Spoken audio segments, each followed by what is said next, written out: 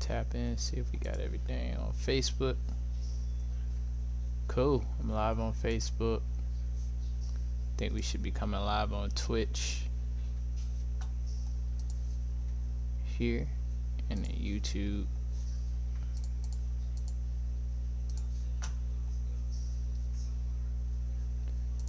I'm new to it. Alright. Think we're good on Twitch.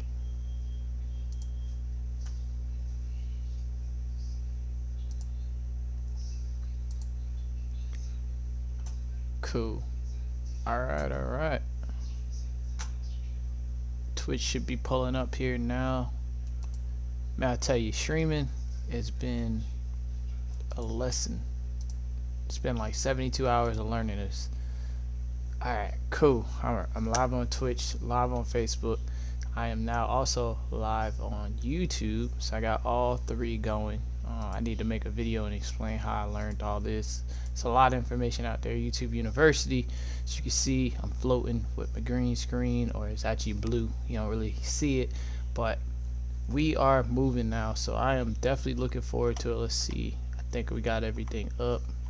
Just got to get my screens rolling here. Alright. Wanted to give it a test. I'm going to go ahead and have a nice little podcast session. So let's see if I can get that going on the screen share. But I hope everybody's having a good day. I hope you can hear me. Hope all is well. Again, I'm just testing. If you hopped on the live, I appreciate you coming on board. I wanted to give it a good opportunity to give it a try. I've been slowly working my way up to get to this point, so definitely excited to have it this far and within 3 days. Alright, and just trying to make sure I can share my screen.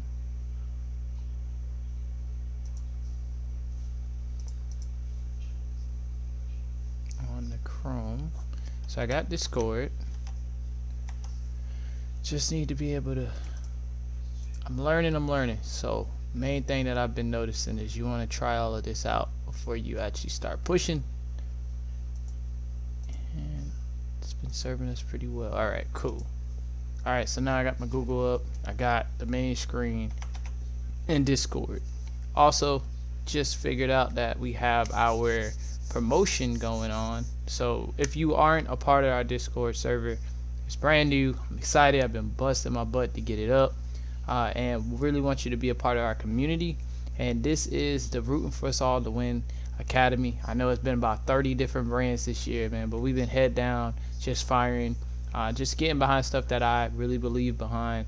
And again, the Rooting for Us All to Win campaign was getting 1,000 people, including myself, to 200K a year, becoming an accredited investor. So just thought, from the book to just, you know, giving out information on Instagram and YouTube, that we could get to a point now where I believe Discord could give us the best opportunity to build a community. And it's absolutely free to be a part of it. And again, we do have an upgraded premium service, but the free part is really community. So with that being said, this little area here shows you if you want to come on board, you can hop on. You can be part of the Promote Your Stream as well. I'm really excited that I've been able to figure this out pretty fast. But YouTube University, so I'm actually opening up my classroom, and that is the Rooting for Us All to Win campaign. A little bit of, I guess you could call it, house rules. Number one, you're gonna hear background sounds. I got people living with me, 2 dogs right now, so you're gonna hear things in the background.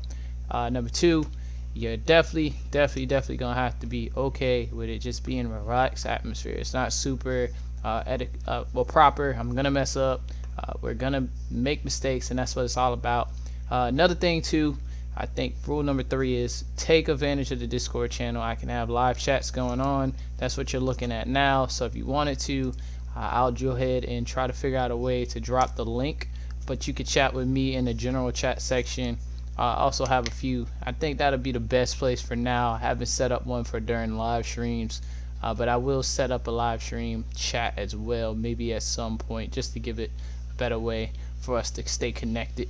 But without any further ado, right now I want to take some time and just test this out, see if it's working.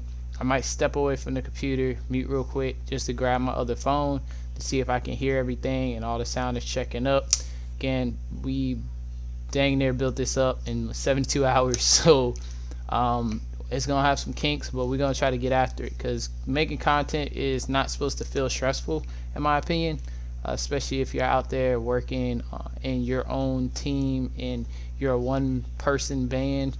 You definitely got to find ways to be creative and flexible. So Facebook, I love y'all definitely tune in the most. IG, trying to get more activity on IG, but IG is also kind of built for your phone to do everything.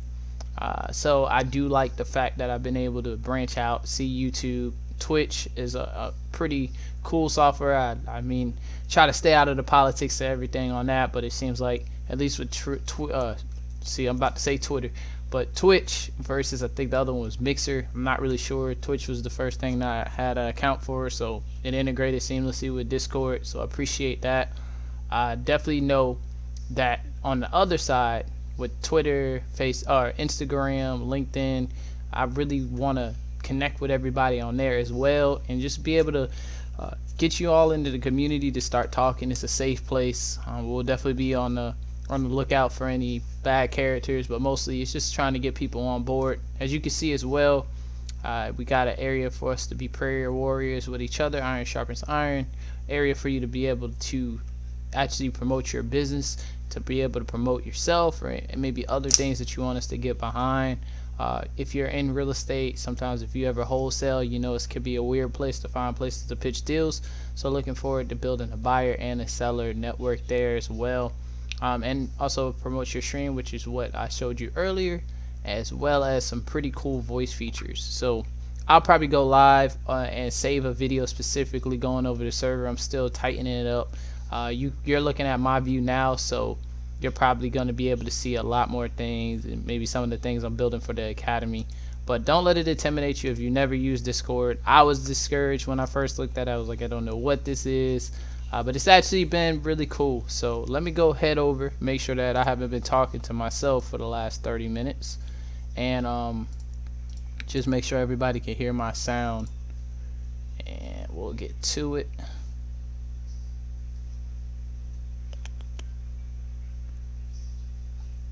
So I'm going to mute myself just to double check sound. Just make sure everybody can hear my sound. And we'll get to it.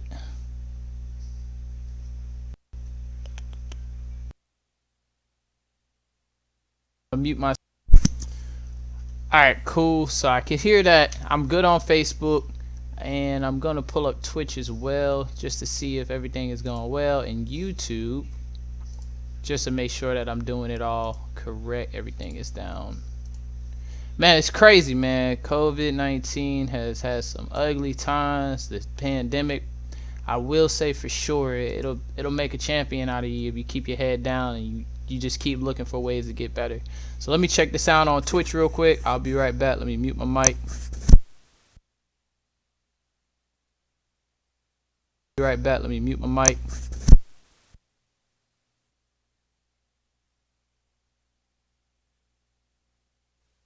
Be right back. Let me mute.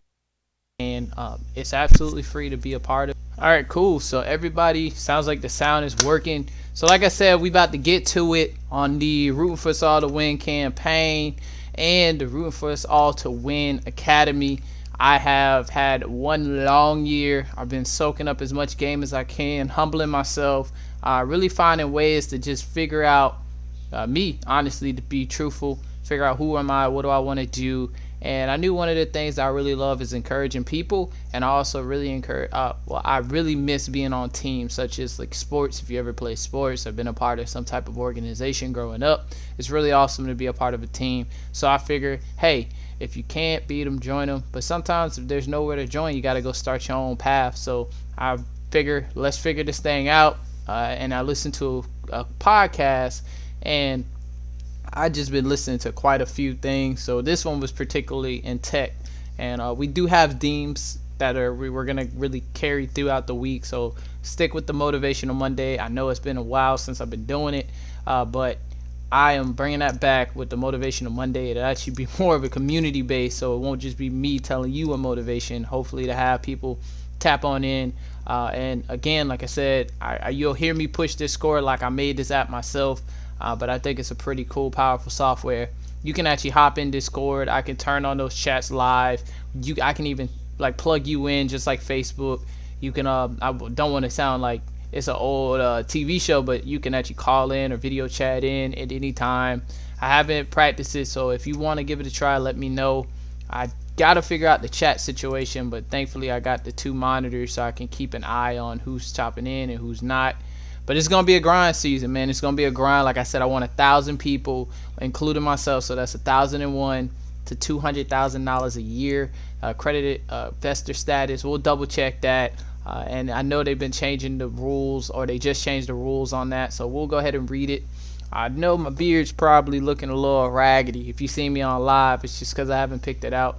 Just went swimming and took a shower, but it's all love, fam. We're going to figure this thing out together. Let's go tap into a podcast. Again, I don't want this to be a space where people feel like I'm taking their stuff. I'm just tuning in, soaking up game, and I figure it's better to learn with somebody right beside you, moving in the right direction. So let's do it together. These podcasts, they won't be, I'm not reinventing the wheel here. Everything, like just like Discord, I figured this all out on YouTube. But what we do is come together and try to help each other find ways. And if you're not, in agreement, if you like this solo lone wolf it, hey, by all means, nobody has the right perfect way. We don't have the right perfect way. That's just how I want to learn, and I really find enjoyment from growing with other people next to me. So this podcast, we're going to go tune in, maybe look through some, like I said, we'll have themes. So today is Tech Tuesday. Wednesday, we'll have Wind Down Wednesday, so 21 and above club. Maybe be able to start a little bit of a wine club, maybe share with us what wines are best, have a little situation where we could get together, connect. Then on Thursday, it would be Book Club Thursday. So Book Club Thursday, let me make sure I'm getting my own type days right. Like I've been planning this out all the last 3 days. So Book Club Thursdays, then we'll have Finance Fridays. Finance Fridays where we dive into it. If you're a part of different investing or different maybe finance sectors, we'll love to have more insight on that. But I've been really loving that sector a lot, learning it. Social Saturdays, it's a good time for us to network, hop on in. Like I said, Discord will be the hub, but I could figure this out, get you on board. We can have panels, speeches, whatever you want to have on this show. We can make it happen. Then on Sunday, we'll have Soulful Sundays. Tap in. I do personally like to have spirituality in my life, follower of Christ. So definitely will want to tap into our church sermons and have some prayer time. Of course, it's an open space. Nobody's forcing you to do anything. However, if you are looking for a place to maybe connect with other like-minded individuals and build your spirituality as well, we'll have an open, safe space for that on Sunday. Even if you're not, you can always tune in. I go to TFC, so it's a great church. That's the Faith Center. We've been having a great push for making the whole church digital, so it's real easy for us to connect and actually go in and get the word and then maybe break off and learn some sessions. So, but with that being said, today is Tech Tuesday, so I figure why not stick to the plan that I made and let's find some type of podcast that we can learn and listen to.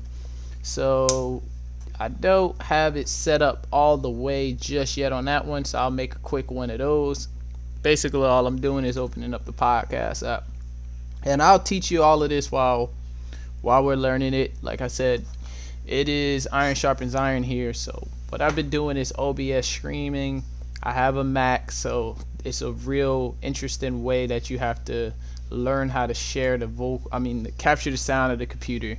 All that really means is if I play a video, then I'll be able to hear it on my headphones, but will you be able to? And most times you don't, so I had to figure out a way to capture the audio, and sometimes it could be janky. Oh yeah, house rule number 4, OBS seems to be a little bit sketchy, and my webcam is my phone, so if it crashes, I'll hop back online and I'll go back live again, but I don't know how long. Number one, you can stream to YouTube. I think YouTube is long. I haven't really ever streamed too long on Facebook. But on Twitch, I'm pretty sure you can have pretty long videos. But anyway, if it does crash, I'll just hop back online. Usually that means OBS crashed, or if I go away, or if something happens to my webcam, That's because I'm probably taking my webcam from my phone is my webcam. Somebody could have called, it could have died, I may am charging it, anything could happen. So it's a safe place again, man. The community is happening. It ain't no multi-million-dollar production, but it's definitely billion-dollar worth of game, because you and me, we all make it worth trillions together, and we're building this thing. So just wanted to get that house rule out there. Let me pop open the podcast. Oh yeah, I've been working on my shortcuts. That's one thing. And if you don't like the sound of typing, I do apologize. I got a mechanical keyboard, so it's a little bit louder than your normal keyboard. And let me go ahead. I'll go ahead and just copy this. I know you can't see, but it'll probably look like nothing happened. Alright, and go ahead.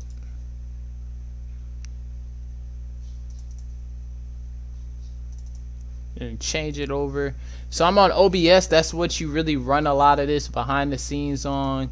Allows you to switch between windows. So now here I am floating in the podcast bubble. Let me just double check and make sure that you can see it. Working through the kinks here, so I am learning as we go. Okay. So anytime you see it go big and small, that's a Mac thing. I think you could do it on Windows, where you can like basically show your desktop. Oh look, I'm bigger pockets. So again, I got a blue screen, so it's probably not allowing me to block that out. But hey, it's pretty cool. I always thought it was really interesting when gamers would do it. So it looks like Twitch is still with me. Of it. Interesting when game. Yep. YouTube is good. And video chat in at any time. I haven't practiced it, so if you want to give it a try. Yep, Facebook is good. Cool. Alright, so let's go ahead and find ourselves a podcast. Party Corgi. I don't know what the name got to do with anything, but that is the guy. I think his name was, dang, what is his name? It should always say it. I think it's Nick Batiste. No, I'm just gonna hop in. Chris Biscardi.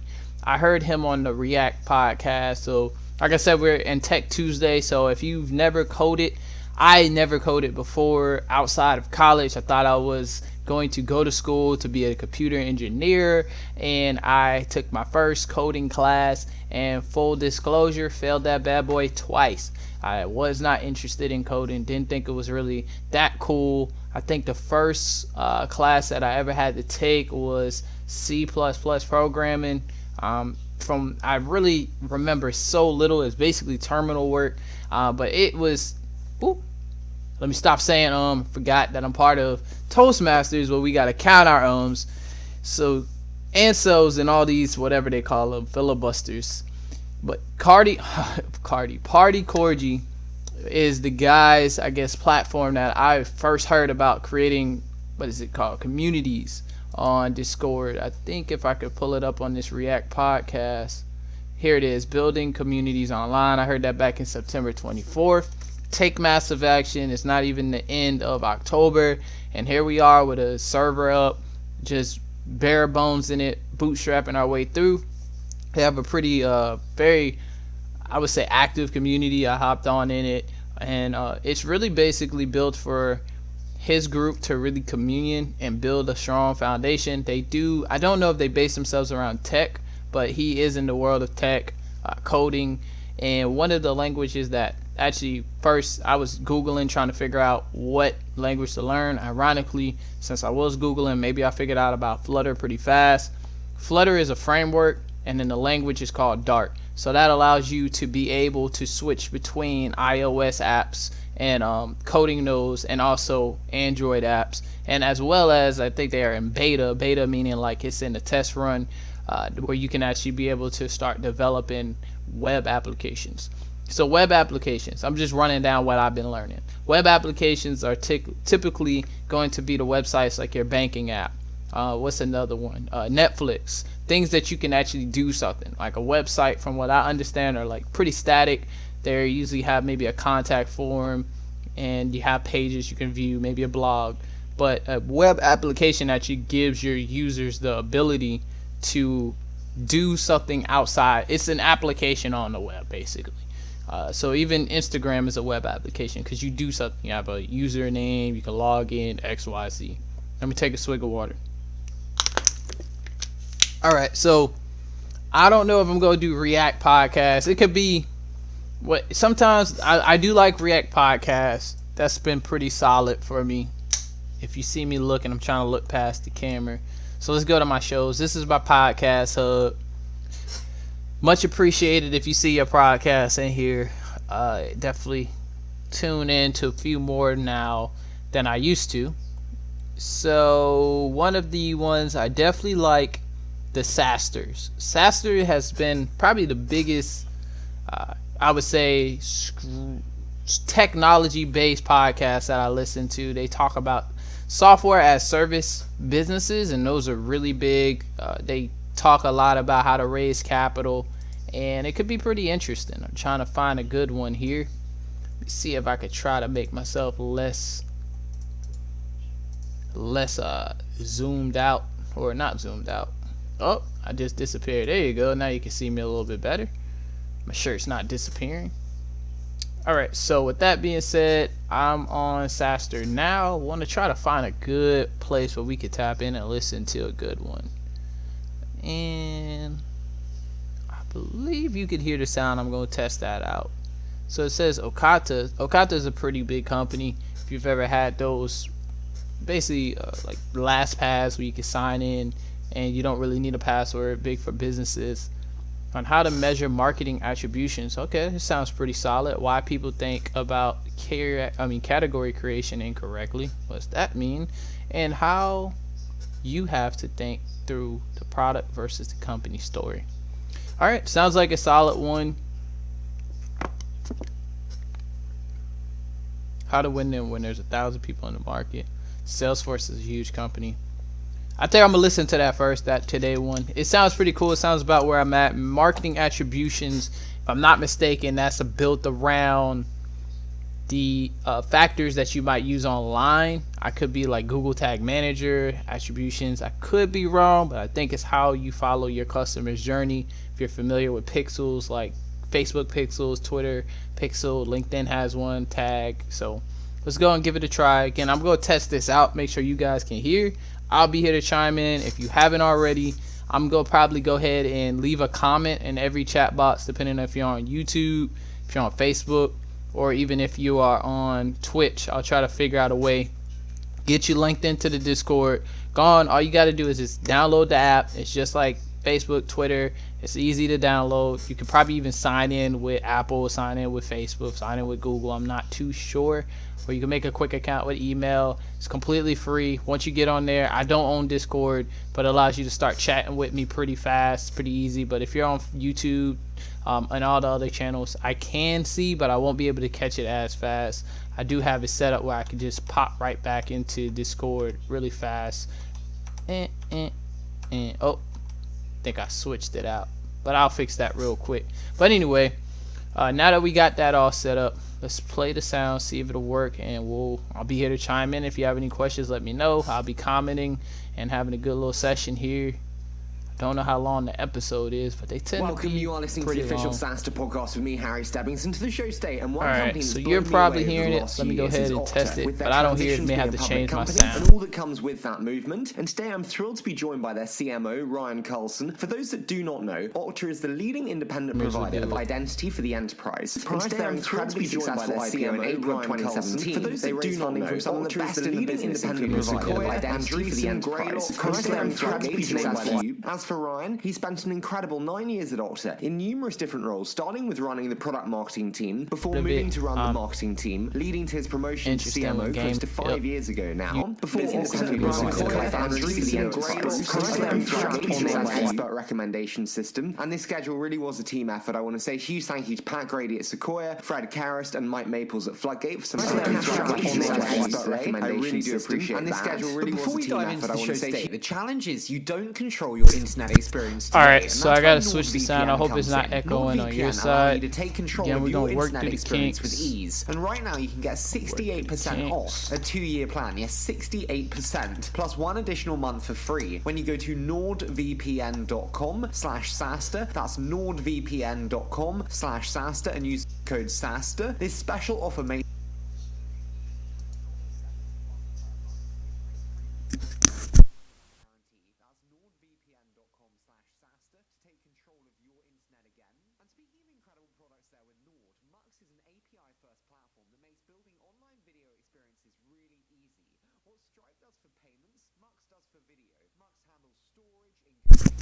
Hello, hello.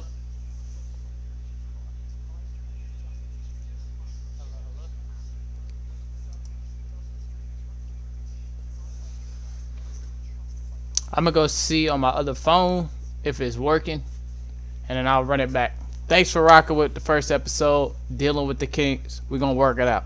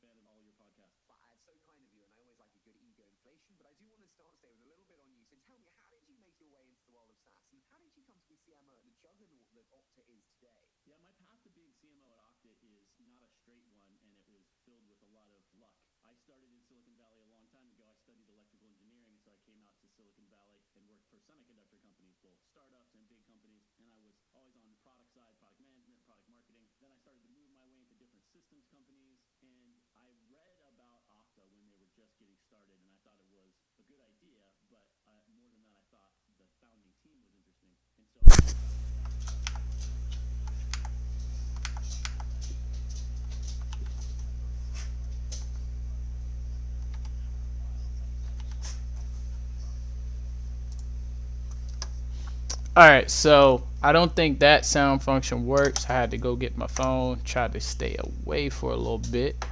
Thanks for working with the kinks. If you have left this podcast, you will be back. Or it's not even a podcast, it's just a live stream. I don't know. It's a extravaganza. But with that being said, I want to see if I can get this audio right and make sure that you can hear. I've been trying it like at 1 o'clock in the morning, and it don't work all the time without some real live feedback. So let's see if this works. All right, now I'm gonna go ahead and play this. For tech startups, when they're small, the product story and the company story are one and the same. But as they get bigger, the company story starts to take on a different angle. It takes on more significance. And I wanted to tell the company story. And so I eventually asked them to give me a shot at being a CMO, and they did. And that was about 5 years ago. I mean, what a ride it has been since. We're going to talk about kind of the actual joining process there. But I'm so intrigued. You said there about kind of the company story and the product story and how they kind of differ with time. When did you notice that they differ? Is it with additional product lines? Is it with scale of team? What causes the differing over time? Part of it is typically when a tech company has their first product get traction and they become successful and they scale. Sometimes they scale by adding new products. And we were certainly starting to do that. But I think more significantly, what happens is that product has a value proposition and it has traction, it has a story. But you really want to try to convey that there's something bigger there than just that product, or that there's more significance to the product than meets the eye. And the company story necessarily has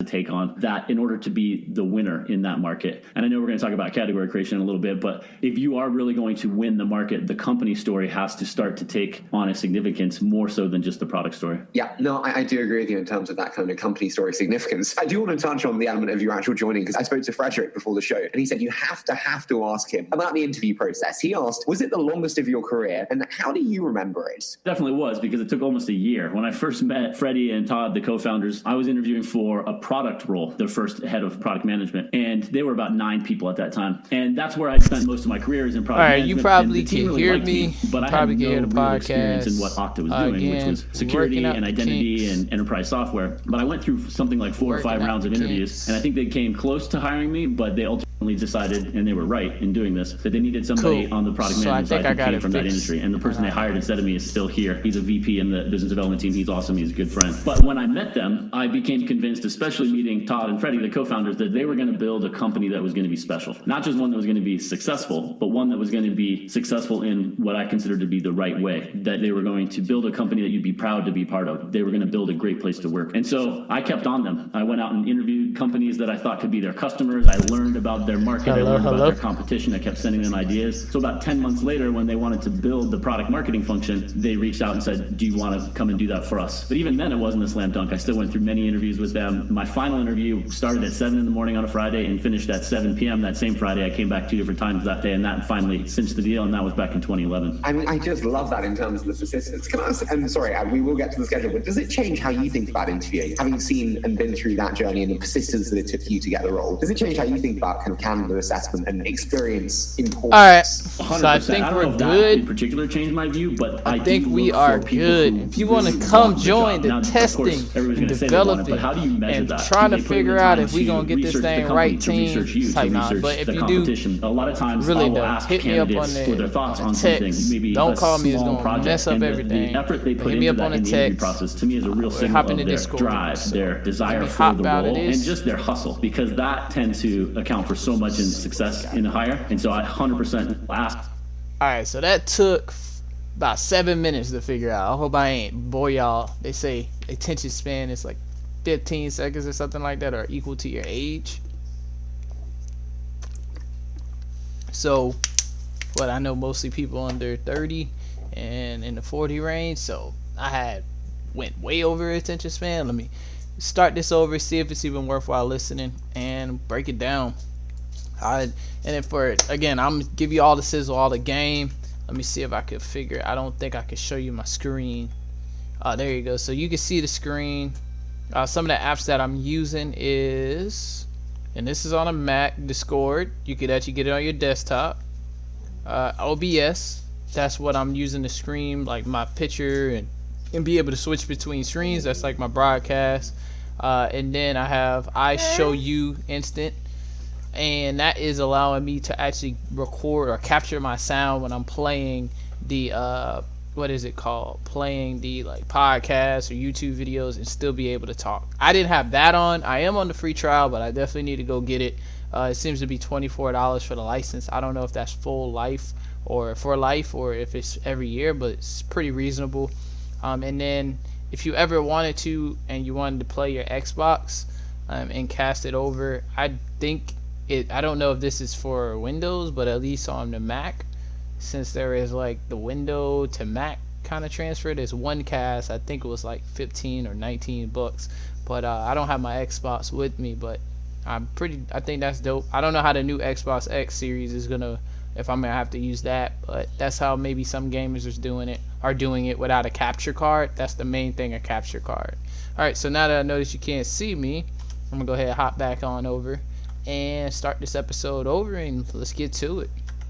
Welcome, you are listening to the official SaaStr podcast with me, Harry Stebbings, and for the show state, and one company that's blown me away over the last few years is Okta, with their transition to being a public company and all that comes with that movement. And today I'm thrilled to be joined by their CMO, Ryan Carlson. For those that do not know, Okta is the leading independent provider of identity for the enterprise. Prior to their incredibly successful IPO in April of 2017, they raised in the business, including Sequoia, Andreessen, Greylock, Khosla, and Floodgate, to name a few. As for Ryan, he spent an incredible 9 years years at Okta in numerous different roles, starting with running the product marketing team before moving to run the marketing team, leading to his promotion to CMO close to 5 years ago now. Before Okta, Ryan was the co-founder and CEO at Spruced, a bootstrapped online expert recommendation system, and this schedule really was a team effort. I want to say huge thank you to Pat Grady at Sequoia, Fred Karrast, and Mike Maples at Floodgate for some fantastic question suggestions today. I really do appreciate that. But before we dive into the show today, the challenge is you don't control your internet experience today, and that's where NordVPN comes in. NordVPN allow you to take control of your internet experience with ease, and right now you can get 68% off a 2-year plan. Yes, 68%, plus 1 additional month for free when you go to nordvpn.com/SaaStr. That's nordvpn.com/SaaStr and use the code SaaStr. This special offer makes your subscription just $3.71 per month. It's risk-free with Nord's 30-day money-back guarantee. That's nordvpn.com/SaaStr to take control of your internet again. And speaking of incredible products there with Nord, Mux is an API-first platform that makes building online video experiences really easy. What Stripe does for payments, Mux does for video. Mux handles storage, encoding, and delivery, so your development team can focus on building product. Live streaming is just as easy, and Mux will scale with you as you grow, whether you're serving a few dozen streams or a few million. Designed by video experts and trusted by companies like SoulCycle, Robinhood, Visco, and Hopin, to name a few, your video will work perfectly on every device, every time. Sign up for a free account and get $20 credit at mux.com. That's MUX.com. And last but by no means least, Outgrow.co is used by Adobe, Salesforce, and Marketo to engage and educate their audience while improving their lead conversion. Yeah, maybe I need to go to mox.com. Let me play. But alright, so let me switch my sound real quick. Switch on over to my sound. And that's the give and take here. So let me go ahead and switch it on over here. See if I can still hear everything. Outgrow's wide range of intuitive, no-code tools. Why is it echoing? Let me see. So let me go back to sound. Alright.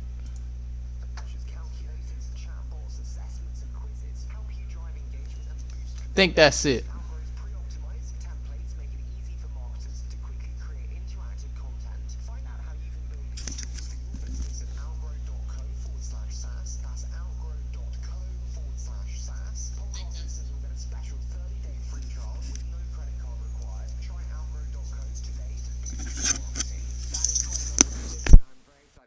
To Ryan Carlson, CMO at Okta. Good. That's perfect. Okay, I think we're warmed up. Ryan, it is so great to have you on the show today. I've heard so many good things, both from Frederick and from Pat Grady. So thank you so much for joining me today. Thanks, Eric. I'm glad to be here. Big fan of all your podcasts. Nope, that's not it. But I do want to start today with a little bit on you. So tell me, how did you make your way into the world of SaaS? And how did you become CMO? One day at a time, people. One day at a time. That's not it.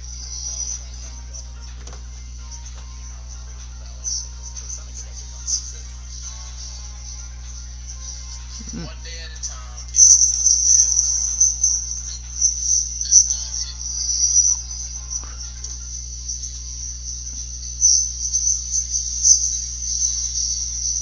That is loud. Alright.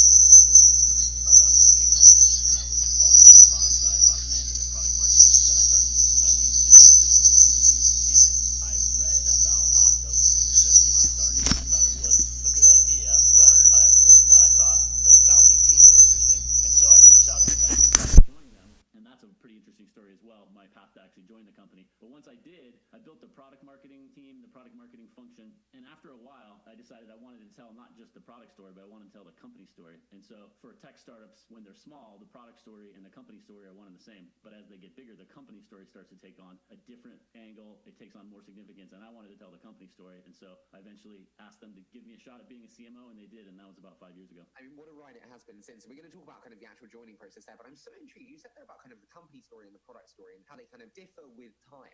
When did you notice that they differ? Is it with additional product lines? Is it with scale of team? What causes the differing over time? Part of it is typically when a tech company has their first product get traction and they become successful and they scale, sometimes they scale by adding new products. And we were certainly starting to do that. But I think more significantly, what happens is that product has a value proposition and it has traction, has a story. But you really want to try to convey that there's something bigger there than just that product, or that there's more significance to the product than. And the company story necessarily has to take on that in order to be the winner in that market. And I know we're going to talk about category creation in a little bit, but if you are really going to win the market, the company story has to start to take on a significance more so than just the product story. Yeah, no, I do agree with you in terms of that kind of.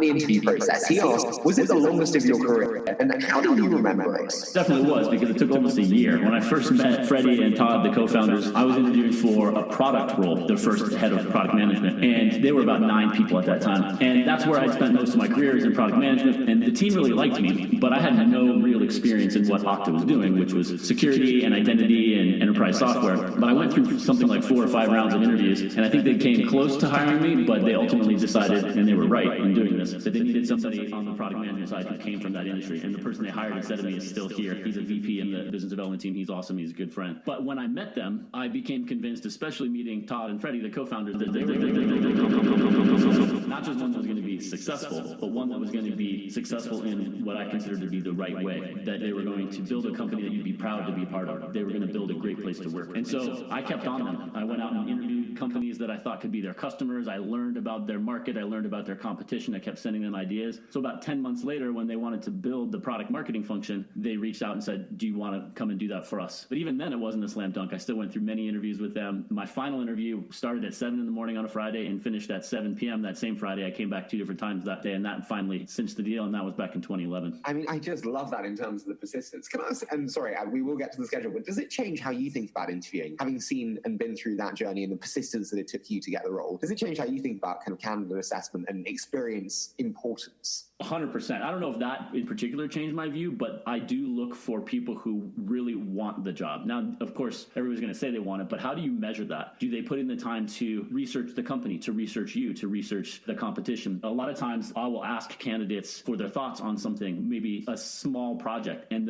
the effort they put into that in the interview process to me is a real signal of their drive, their desire for the role, and just their hustle, because that tends to account for so much in success in a hire. And so I 100% look for that kind of hustle in any kind of hire that we're doing. Product marketing is such a hard role to hire for today, and it's just intensely competitive as well. Do you find you can ask that of the best candidates, or they'll say, hey, Ryan, I can go to Uber or name your billion-dollar company tomorrow, and I don't have to put in this effort and this mind mapping and all the additional work. Do you find of the very best candidates, you kind of can ask them to do the legwork up front without them being a little bit disjointed? It's a great point. It can be off-putting to ask them to do work as part of an interview process, and so you have to do it in the right order. First, I'm trying to sell the candidate. If I think they're a great candidate, I am in selling mode. Obviously, you're always selling, but you're selling them on the opportunity, on the role, on the impact they can make. And then the way I position the work that we would do as part of the interview process is not a test. It's more of a trial of us working together. It's an opportunity for them to figure out what I'm like, to figure out what the company's like. And so it's really a way for both us and for the candidate to become comfortable working with each other. And I feel like the best candidates know how hard it is to assess a company, whether it be their culture, what they're really like. And so the more time they can spend with you, the better it is for them as well. And I think that is a way to make it not an off-putting request. I totally agree. And I think kind of having that mindset removes a little bit of the risk for them as well, by kind of giving them the freemium version of working with you. I do want to touch on the category creation that you mentioned earlier, because, you know, for my sins, VC by day, and I've been trained for years that the big wins in venture are when you bet on category creators and we create new categories and markets. But a little birdie tells me when it comes to category creation, you're a slight skeptic. So why is that, Ryan? Why are you a skeptic on category creation? Well, a category creation is so popular now in terms of a framework and a thought process about how to make a winning company that I think people have reversed the order and they've confused correlation and causation. Certainly the winning companies have created a category, but I talk to a lot of founders who ask about marketing strategies and asking about marketing advice, and they say, okay, I want to create a category. And I say, the way you do that is win the market. You don't create a category and then win the market. You win the market, and then that has allowed you to create a category. In other words, the winners kind of rewrite the history, they write the rules. And so I feel like people I think I finally got it. Something they want to do too early in the stage of a tech startup. Now, it's important to think about category creation because you want to think about the category you're in. In Steve Blank's terminology, are you a disruptive innovation or are you a sustaining innovation? And I think the reason that I'm a quote unquote skeptic on category creation is because people think about it so much that they start to talk about their product or their company in ways that aren't clear. They're so focused on trying to create a new category that they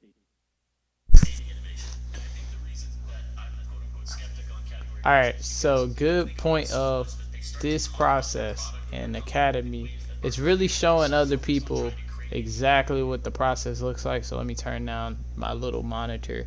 But yeah, if you look at this and I show you all the different screens that I'm going through, it'll really put you into perspective of basically how I like to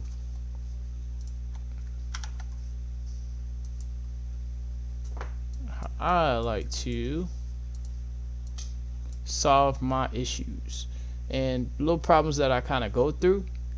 One of them is the fact that I have to go through like 9 different hurdles to try to figure out, well, what is it that I want to do. One of the things I had to do with this situation was I had to work with the sound. I had to work with this sound category here. This is what I was saying, the I show you instant that I'm on trial. Had to go work through this, figure it, and this one little button. This one little button. I think it's worthwhile. It's Tech Tuesday. This one little button was basically making it hard for me to stop the echo. So as I started to push back that echo, things went well. All was well. But let me stop messing up the flow. Let me get to it. It took me longer than 6 minutes this time, but we're gonna be alright.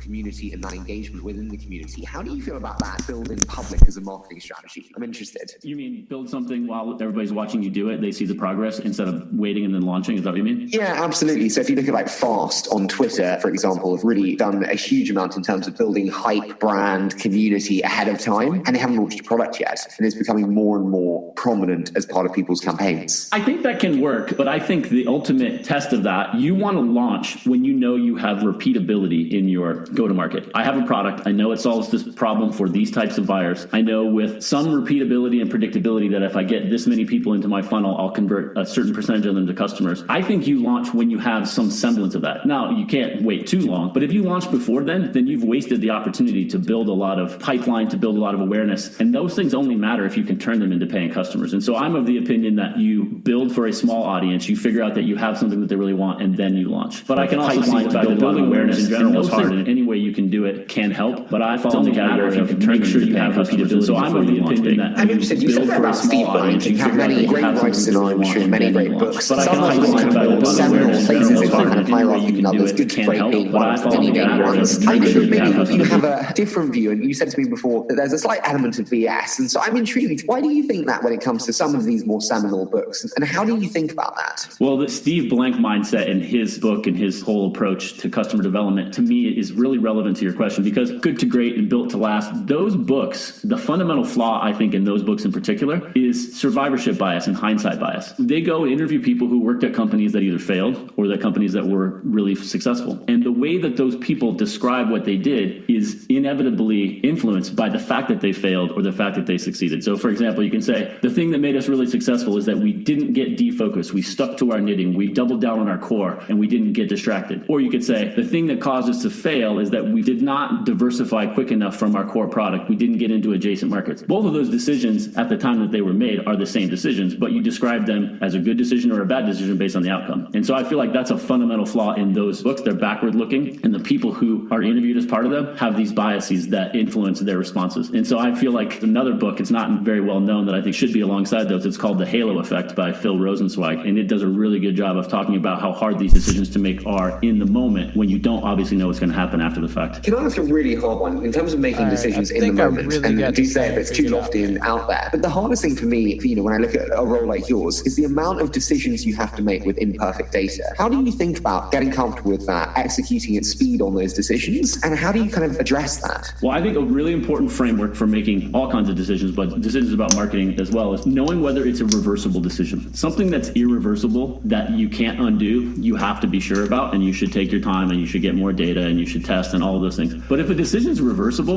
and there's very few decisions that are truly irreversible, then get as much data as you can quickly, and then go for it and test and be willing to change your mind and be willing to adapt as you learn from putting the decision into practice. So many people analyze the decision before making it so long that they can also, and this is another important part of this, they become so tied to their viewpoint because they spent so much time on the decisions and the analysis that they think they're right. Sometimes putting a decision into practice earlier than you think can also ensure that you keep an open mind because you don't get biased, you don't fall prey to confirmation bias looking for things that confirm the analysis you just spent 6 months on. Totally with you in terms of that confirmation bias and kind of being aware of it. In terms of like moving a level deeper, I guess, into kind of functional areas of expertise, we've spoken a little bit about marketing, so let's start on that one. And I spoke to Frederick, as I said before the show, and he said, do you agree with Frank Slootman that the CMO should have the pipeline target tattooed on their head? Talk to me about that. I do, but with a giant caveat. In fact, I agree so much with that quote that I put it in a presentation that I gave to 1,000 salespeople at one of our sales kickoffs to emphasize how important pipeline creation is to the marketing team. But that really got me into trouble. I made a giant mistake with that approach. I believed so much in that. And the way you measure pipeline in many companies is you look at the dollar value of the opportunities that marketing has created that sales has accepted. And you add that up and you say, we've created this much pipeline in dollars. We did that and we made that the number one metric. And to really make it clear that I was tattooing that on my forehead, the thing that I did is every meeting I had, whether it was a staff meeting, whether it was the number one metric, and to really make it clear that I was tattooing that on my forehead, the thing that I did is every meeting I had, whether it was a staff meeting, whether it was a marketing leadership meeting, whether it was a marketing all hands meeting, the first agenda item every meeting was a review of our pipeline creation to date in the quarter. I did that for about a year and a half. And I was doing that to tell everybody in all parts of marketing that pipeline matters. Sometimes if you're in PR or if you're in product marketing or you're in sales enablement, you don't look necessarily at pipeline creation, but I wanted them all to know that pipeline creation was the thing that mattered. But what I did that was a mistake is my emphasis on that one number worked. And everybody focused on that one number. They focused on sourcing and creating pipeline. But there's a lot of things that you do in marketing that may not source pipeline today, but will make it easier to source pipeline in the future. And the team stopped doing those. So I accidentally and inadvertently caused them to focus on the short term and not the long term. And of course, you have to have a blend of both. And so the way we fix that is we still have everybody focus on pipeline, but now we have a very holistic scorecard to measure all aspects of pipeline creation. And it starts with PR awareness, and then it goes all the way through to the pipeline that a sales team needs. But that, I very much agree with the Frank Slootman quote, but I had to learn that the way you measure pipeline was an important part of that equation. Can I ask, in terms of the measurement of that pipeline, I always believe that it has to be tied, like, when you're measuring marketing team success, it has to be tied directly to a revenue number. And my question there is, like, its association with pipeline, is that on closed contract signed, or is that just on like sales accepted leads? And then how do you think about the right stage qualification where it can be attributed to marketing, so to speak? We could do a 4-hour podcast on this question, how you measure pipeline, multi-touch attribution, how far down in the funnel do you go to measure marketing? I think the next giant marketing tech company is somebody's going to solve this. It's really hard. The way that I've come to think about it is it does have to be tied to revenue, but it's more effective if you focus on sales accepted opportunities, because then you always have this cliched argument between sales and marketing. The sales team says those leads aren't great. Marketing says sales isn't following up on those leads. And so if you tie them together and say marketing is going to get measured on pipeline that sales has accepted, then you bridge that gap as much as you can. But you can't go too far down the funnel because then you lose any tie to what marketing's really doing. So I do think that this holistic scorecard that we've talked about is a way to do that. You don't look at just one number, although everybody wants to look at just one number. You look at a variety of them, and you just know that there's a priority order in the metrics that you're considering when measuring pipeline creation. I love the idea of doing a 4-hour podcast on that, which shows how much I need to get out properly. But I do have to ask, in terms of like having it as the central number, we mentioned sales enablement, we mentioned kind of PR, product marketing, some of the functional areas which aren't so tied to pipeline as the core metric. How do you not discourage them when you put it so front and center? Do you know what I mean? Because if it's so front and center and it's not a core focus for them, it's like, but what you do is still really important. Is that a challenge? It totally is. And that's actually one of the challenges in leading a marketing team that gets quite large, that has a lot of different disciplines associated with it. How do you ensure that they all see themselves in pipeline creation? They see the hand that they play in it. And so a big part of that is when we do a campaign, an advertising campaign or a marketing campaign, it is meant to be very cross-functional, so that the PR team is trying to get stories written about this new product, and the way in which we pitch those stories, it supports and it complements the way that we're going to do advertising around that new product. And the sales enablement team has already educated every SDR and sales executive and sales engineer to know that this is the way we're positioning this from the PR aspect all the way through the advertising aspect. That's what we try to do to make sure everybody sees themselves in pipeline. It is really hard to do well, but it's something that we focus on. Yeah, no, okay. I totally see the challenge there. You mentioned the kind of the scaling of the team itself. I'm really intrigued because I get a lot of founders say to me, Harry, I love the shows, but often my biggest question is simply the first marketing hire? What should it look like for me as an enterprise company? I'm intrigued, when you have this question posed to you, how do you answer? What should that first marketing hire look like for an enterprise company today? I talk to a lot of startup founders about this question, and they always typically say, I'm looking for a VP of marketing. What kind of candidate should I look for? And if this is their first hire, and I say, don't hire a VP of marketing. I think, and this advice is very particular to enterprise software, I think you should hire 2 marketing people to start with, a product marketing person and then a demand gen infrastructure person, because you're iterating and you're experimenting and you're refining 2 different things at the same time. You're refining your message, your value proposition. How do I describe the product, what problems it solves, how you quantify that, how it's better than the competition. That's all product marketing. And early stage, you're iterating on that. You're trying to find the messages that work really well, that accelerate your sales process. And at the same time, you're also iterating and experimenting on the channels and the methods you use to get that message out. Is it webinars? Is it in-person events when we could do that? Is it virtual events now? Is it digital advertising? And you want to instrument that demand gen part as much as you can, as early as you can. So I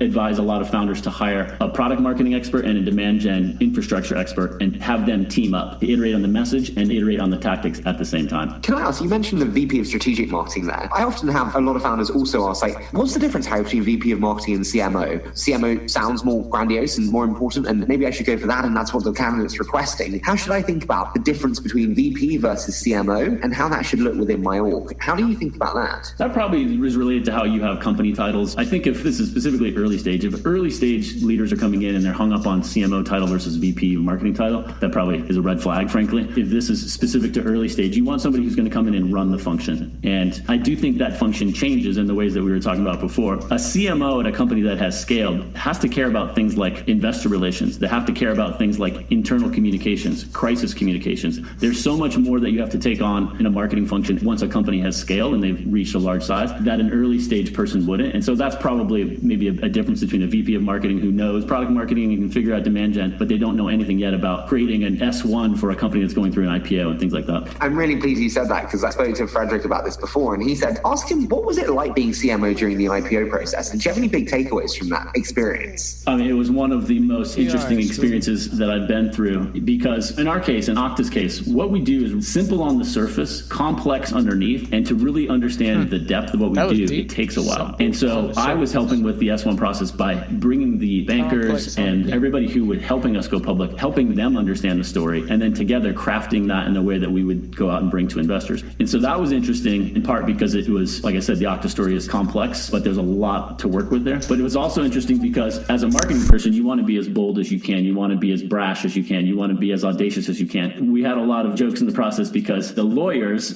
typically are trying to keep you from being as brash as you can. And that dynamic was pretty fun. You do this thing after the IPO where you have a dinner with everybody that goes through the process, the bankers and the lawyers and the company. And our lead bank that took us public during that post-IPO celebration dinner created a PowerPoint presentation, which pretty much made fun of me the whole time because they were calling back to the fun we had in the rooms debating about how we should tell the Okta story. I love that in terms of them taking the piss. I do have to ask, you said there about kind of the different layers of complexity to the business. I'm interested because going back to the product marketing aspect, you said before tech product marketing is easy to describe, but actually hard to do. I'm interested, how do you describe it and why is it hard to do? And why do you think there's that kind of conflict between the two? When I describe product marketing to people, the vision for product marketing is you're describing the solutions that your product provides, why those solutions matter, and why you're better than anybody else at solving them. And that second part, why those solutions matter, a lot of times you're trying to quantify it. It's simple. It's simply that. But people get so caught up in describing the features of their product. In many cases, because they've worked on those features and defining those features, they want to bring the features to the surface and say, here's the main thing about our products. But the features don't matter. It's what solutions they provide and why those things are relevant now and why you are the only product that they should choose. And people get too far away from just the core answers to those questions. And I think they get too caught up in what Steve Jobs would say are speeds and feeds and not really what is the primary job that your product is providing. And I think measuring product marketing is especially hard because how do you know it's working? And so this is also something that we could do a 4-hour podcast on. But I feel like the primary metrics for product marketing are you shortening the sales cycle? Are you increasing the competitive win rate? And are you increasing the average selling price over time? Because you're doing that, you're conveying to people that they should buy your product. You're doing it more efficiently because they're buying your product more quickly. They're buying it more than your competitors at an increasing rate, and they're paying more money for it. You're demonstrating value. Those are the primary quantitative metrics, I think, for product marketing. Can I ask, how do you think about product marketing working with the wider marketing team? Not that it's a challenge, but it can be challenging to integrate them so efficiently. How do you think about that integration, communication, and workflow between product marketing and wider marketing? I think a lot of tech companies, marketing generally gets a bad rap because you'll hear people say, I have to wade through the marketing BS to figure out what's really going on with this product or this technology. And I think that reputation is sometimes deserved because a lot of people in marketing are trying to say what sounds good and they forget to say what is true and authentic and genuine to their product. And so I think product marketing can help because they can educate the broader marketing team on what really does this product do, what really is it not good at from a competitive standpoint, what gaps does it have, how do you know that? And ultimately, and this is probably the most important part, pulling the customers into this discussion. There's a lot of marketing people in general who start to tell their own stories in the way that sounds good to them and they forget to validate that with customers. When I joined Okta, the first thing I did on the very first day I started was I called the 5 customers that the company had at that time and I asked them to tell me why they bought the product, because if I understood that, that was going to make the product marketing that we built much better. So I think product marketing can help educate the rest of the team and ensure that customers are always part of that discussion. I love that in terms of calling the 5 customers there, and I think it's a totally great way to do it. I do want to dive into the team a little bit before we do the quickfire round. And if we think about kind of team assembly and team scaling, you've said before that actually a high-performing team can produce the unintended side effect of stifling innovation. Help me out here, Ryan. Why is this? And then I guess, do we want a high-performing team then? So this was another lesson that I learned. I took somebody out to lunch. She's a rising star on the team. And so I was just taking her out to lunch to figure out what she wanted to do in her career. What does she want to do long-term? How can I help her with that? How can I give her opportunities? And she was asking me for feedback on her. And I said, well, one of the things that I think you could do is give more direct feedback to Todd and Freddie. This person is in PR. She worked with them a lot. I said, you have really good ideas. You should tell them your ideas more than I think you do. And she said, okay, great. Can I give you some feedback? I said, yes, please do. And she told me that we had such a high bar for quality in the marketing team that many people were afraid of failure. And I was just shocked and embarrassed by that. And it comes back to some of the things that we were talking about before, reversible decisions and irreversible decisions. A high-performing team, some things need to be done really well. Some things need to not fail. They have to be done perfectly and you can't mess them up. But not all things. In fact, few things need to be like that. And knowing the difference between something that has to be done right, where there is no room for failure, and something where there is room for experimentation, where there is room for trying something in a new way, where there is room for innovation, knowing the difference between those two is important. And so since that time, I've really focused the team on knowing the difference between something that has to be done really well and something that can fail if we're trying something new. And obviously nobody's setting out to fail. Everybody's trying to do their best. But we need, if we're going to keep growing and keep scaling the way that we have, we need to find new and innovative ways of doing what we're doing. And if people feel like there's no room for trying something new, that's never going to work. Can I ask, as you said there, kind of about imbuing that to the team, as a leader, it's your responsibility to ensure that people feel that they have the safety internally to present those ideas, to present whatever it is that they're presenting in a safe and secure environment where it doesn't matter if it's shot down. Now, how do you think about what works in terms of providing that environmental security to the team that they can bring whatever they have to the table? Well, there's a couple of things that I do specifically for that. One is every time that I make a mistake, I talk about it. So in an all-hands presentation or in a leadership meeting, I will talk about how I screwed something up because I want everybody to feel like it's okay to say that they screwed up. But we also do things like we have a leadership meeting that we do across the marketing team. This is how they run their corporation. And we do that every month or two. And we set one of those meetings aside and we did nothing but let people come in and talk about issues that were not working. They didn't have to have solutions to the problems. I'm not of the opinion that some people say, don't bring me a problem unless you also have a solution, because I think that it ties people's hands. Maybe they see a problem, they don't know how to solve it. You want to know about that as a leader. And so we set aside a meeting where we did nothing but talk about things that weren't working. And it created this space where it was okay because nobody was focused on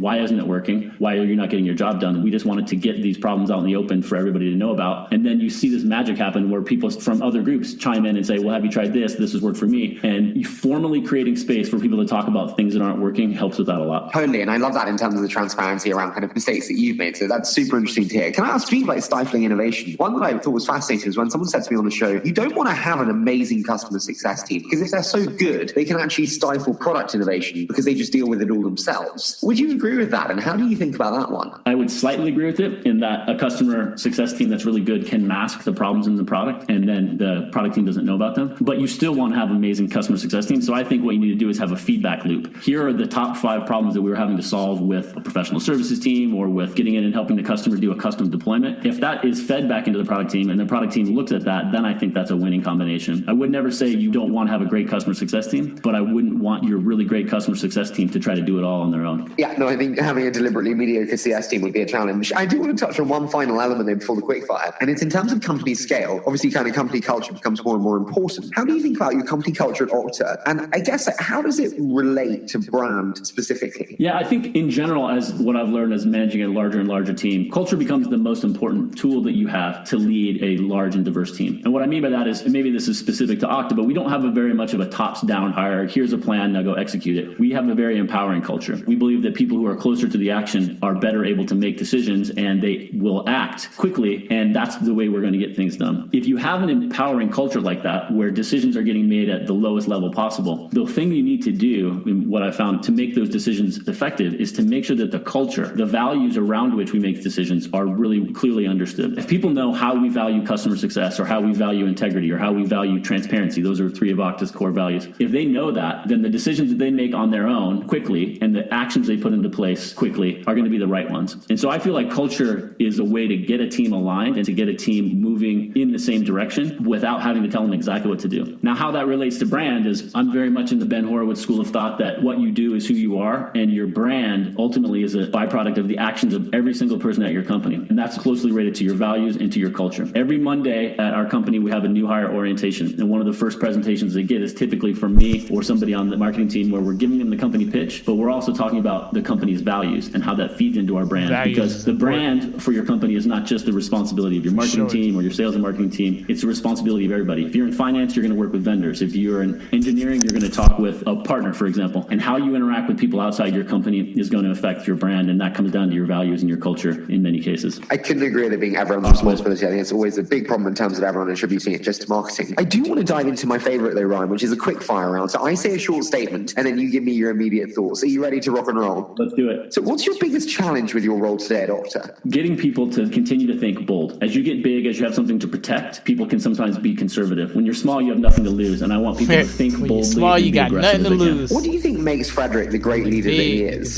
There's an excerpt from a Malcolm Gladwell book where he describes a type of person known as a connector. I think it was in his book, The Tipping Point. And Freddie is the most connector of connectors that I've ever met. He thinks about so many people, and he makes connections between them in ways that help them, and he does it in a very selfless way, and I think that's one of his biggest attributes. I mean, speaking of his attributes, he did offer me one fantastic question here. Why are you not in the NBA? Yeah, that would come from Freddie. I'm not in the NBA because I'm not good at basketball. I am way better at basketball than Freddie is, which is probably why he thinks that, but I'm not that good. That is hilarious. Tell me, what moment in your life has maybe kind of served as like a transition point or changed the way that you think? Coming to Okta was, from a professional standpoint, one of the things I realized is that, and sounds dumb in hindsight, I am only going to be as good as I make the people around me. I think a lot of people younger in their career, they try to really work hard themselves and stand out and be the top of the class or get the highest rating, get the best performance reviews. It took me longer than it should have to realize that I'm only going to be as good as the people that I make around me, and the better I make them, the better off I'm going to be. And so that was really a foundational part of me, my professional career, and it kind of coincided with me joining Okta, actually. Okay, let's put on kind of the element of hindsight hat. What advice would you give to a younger self of yours when you think about the experiences you've had now? I think a lot of people have a long-term plan for their career, and I think you should have a much shorter view for your career. Technology changes so fast, things change so fast, that if you look too far out for your career, you miss a lot of opportunities, and I wish I'd had that advice when I was younger. Ryan, it was such a joy to do this one. As I said, I had so many good things from Frederick and Pat, so thank you so much for joining me today, and I really appreciate it. Thanks, Harry. It was a lot of fun. My word, I just love doing that show, and I actually moved completely away from the schedule with those questions, so Ryan was incredibly patient in putting up with me for that. And if you'd like to see more from us behind the scenes, you can on Instagram at Stebbings1996 with 2 B's. However, before we leave you today, the challenge is you don't control your internet experience today, and that's where NordVPN comes in. NordVPN allows you to take control of your internet experience with ease, and right now you can get 60... Alright, so I think that was a very interesting opportunity for me to learn how it feels. I want to go on and listen to a podcast. I want to actually have a group. Obviously, it makes no sense to listen to me ramble about podcasts and go on and on about what I think the podcast is without engagement from your half. And also, I think it's really cool. One of the things that I've learned when I started taking this journey, and even like doubling down, tripling down on the journey during the pandemic, is that it could get really like all on you. Like it's just grind time by yourself trying to figure things out, which has its place, but also it goes back to what I said in the beginning. It's like having a team, being able to connect with each other and feed off of each other. Iron sharpens iron. Fight fire with fire. So surround yourself around winners. And I think one of the hardest things is really corralling people to sit down, and you always got the headphones on or the AirPods on. It's just you. But what do other people feel? Like, I caught that. Did you catch that? And that was one of the cool things about college that I have experienced, is like sometimes you had that collaboration that you could go tap in with somebody right in the same class, and they picked up something that you didn't pick up, and I picked up something they didn't get, and we could feed off of each other. Of course, there's a professor who's like pushing a agenda or maybe a program, but that allows us all to work together. So again, our rules is background noise, don't trip. But other than that, I definitely want to say thank y'all for tuning in. If you did, looking at the kinks, looking at everything from the back end. And again, I don't own the podcast. It's out there. Everything is out there. I'm not reinventing anything. Like, you could go on YouTube University, learn everything from start to finish. I did the same thing. I'm doing it. It doesn't matter. Doesn't matter what your bank account looks like. Doesn't matter how many trophies you got. Learning over and over and over, and then putting it into practice is how you stay a master of the game. And I am definitely looking forward to just taking this. I probably will double back, make another live, because why not, right? Today's not really nothing stopping me from doing it. I'm building up the academy. And another thing that I want to start sharing is my journey on Khan Academy. So don't sue me, bro. I am just trying to create an atmosphere where we can learn together. The information's already out there. It doesn't make no sense for me to water it down.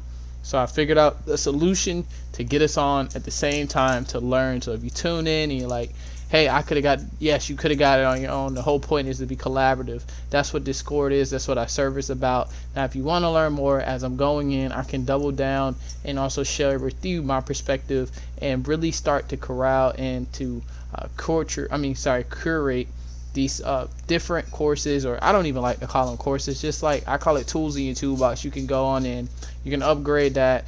That'll be on the works. But if you want to be a part of that, that's our mastermind, where there'll be some more exclusive content. But when you come on board on these lives, this is all about learning together and being able to team up. So I want to double back over to my Discord. Let me get that set up real quick. I think it's still set up for the podcast. So, and again, I can honestly, like, one of those things, I could teach you how I set this up. If this is like, what is he doing? It was a little bit of the best way I could say, it was a bit of a journey to learn it. But YouTube here, YouTube there, practicing and launching even though it's not perfect. That's what it's all about. I think that really will make or break some people in any type of entrepreneurial situation. So here we go again. Make or break. This is the Discord server. Go get that right now. Like, don't think about it. I know I must be like Mr. Sale, but this is completely free. It's a community. This does not live without you. And with me just coming on here and not being able to engage with people, it makes no sense. You don't have to worry about it. It's not for every person that comes. If they don't check off the rules, and what I mean by that, if you head on, pull this up on my tab. And I have Discord on my desktop. You can get it on your phone. You don't need to have your laptop. It'll work on iPhone, Android. I do not get paid by Discord. I just think it was the perfect platform for me. And from there, y'all probably like, I told y'all, house rules. Don't worry about it. But yeah, anyway, it was a perfect platform for me. This basically is the area here where you first get put on in. And right here, you'll be able to tell me why you want to join. Can we talking about finance, tech, real estate, networking, entrepreneurship, academy. Networking is just for us to be able to provide feedback. If I don't know something about your industry, come on in, have a chat. It's completely free to be a part of our community sector. It's a lot of opportunities there as well. We do have rules. So rules are just simply trying to keep it a safe space. You don't got to worry about getting picked on, and if it is, we'll probably get you out of there, either the bot, or if you want to come on and be a part of this, we are definitely going to be looking for moderators. If you're not familiar with that, I wasn't. Moderators are basically people that help keep the community clean and pure. But yeah, we're definitely with it. So first thing you want to do is go on, read the welcome, tell us why you're there, and then go on and get that check mark. Boom, and then you'll be able to get unlocked into some of the free things as well. I'm really thankful that I found this. I'm really thankful that we got this far. And like I said, I'm probably gonna go live again. If y'all get tired of me going live, then go on and just understand that from the bottom of my heart, like this guy said, it's all about values, culture, surrounding yourself around good people. I'm really been thankful for the people that have actually like just taught and poured into me. So why not pour out? And again, like learning could be one of the loneliest processes once you get out of school, or if you don't go to school, which is definitely not a bad thing as well. You can definitely get around an area or get into a moment of life where it's just like you versus you, and that's where you learn the most. And then you have to also learn how to take that journey, compartmentalize that section, and then get into the next phase where you can be collaborative, because this is a world where we are very connected every single day. I know we use apps that are free, but that is the way that the world works. Like Facebook, like Instagram, Discord, Twitter, like look at it. Politics is really getting pushed right across social media. You're seeing news break on social media, and then you're seeing the media report on social media, which is just the way things are. And instead of trying to sit back and figure out everything on myself, why not create the community and now invite you in where we can learn together? Because you know something I don't know. I probably know something you haven't learned yet, but it doesn't mean you won't get there. But let's teach each other the shortcuts to get there, because it's too much out there in the world. And I got sick and tired of looking at it and saying, hey, I'll never get there, or maybe I'm doing something wrong. But really, like my pastor said, he was speaking about money, but I think it applies to other areas. You don't have a blank problem, you have a people problem. And typically you look around, look at your circle, and maybe we can level up by getting into another circle. This is one of the opportunities. It costs you nothing to join this Discord channel. If you got some Wi-Fi, you can go to Starbucks. Maybe not now if you're not comfortable during the pandemic, but go on, get on the Wi-Fi, download, hop into the community, and invite somebody, invite someone. Each one teach one, and let's go get together and let's make this thing happen. Again, I want 1,000 people to make 200 grand this year, and I want it to continue, and then double and the triple and the whatever, including myself. So we're gonna do that together. You don't have a money problem, you got a people problem. I'll never forget my pastor saying that. So I'm out. I'm probably gonna double down. Since I finally got it to work, I want to try it again, and we're gonna go to Khan Academy. That has been really awesome. Again, don't sue me, bro. I'm not out here telling y'all this is my information. I'm just trying to learn with other people, let you into how I learn. And if you want to see what I take this and then turn it into something, you'll be able to see that as well. So we're gonna go head on out in this first live stream, and thank goodness, let me shout out the things that have been helping me. So restream.io, thank you for letting me stream to YouTube, Facebook, and Twitch at the same time. You know it's already future. And then we got OBS Studios. I think that has been a real lifesaver. Allows me to make it look like I'm filming somewhat of a little TV show. I can switch myself around and whatnot, so that's pretty cool. Definitely, you're doing a good job. Then also like this other program that's allowing me to capture the voice of like podcasts and YouTube and still be able to talk, which is I Show You Instant, I think is the whole name. And they definitely will be getting my $24.99. So good job over there, because you make it possible for me to make this show happen. And I'm not looking for no sponsorships, but also just want to let you know the tools that I've been using, and it's been a journey. Oh yeah, and big ups to Discord, man. Big ups. I know y'all probably were in the gaming community, but I know I'm looking for other people out there that's on Discord, maybe taking the world that I'm in, which is self-improvement, real estate, I'm sorry, we already said that, but just the whole game of just leveling up, just soaking up the game. You got video games, which is wavy, and then you got the game where you're learning everything. And I really appreciate the fact that I was able to find this platform. But it's all love. Till then, I'm out. We're about to end the stream, and I'll be back on probably in 30. I'm about to grab some food and look at how we got our first episode up and running. And lastly, I probably will have this up on YouTube and Facebook, but I'm pretty sure they probably gonna be hating and take it down because copyright. Somebody gonna do something, but hey, it is what it is, man. Hit the Discord. I don't think they could take it down there. It'll always be in my Discord or my Google Drive.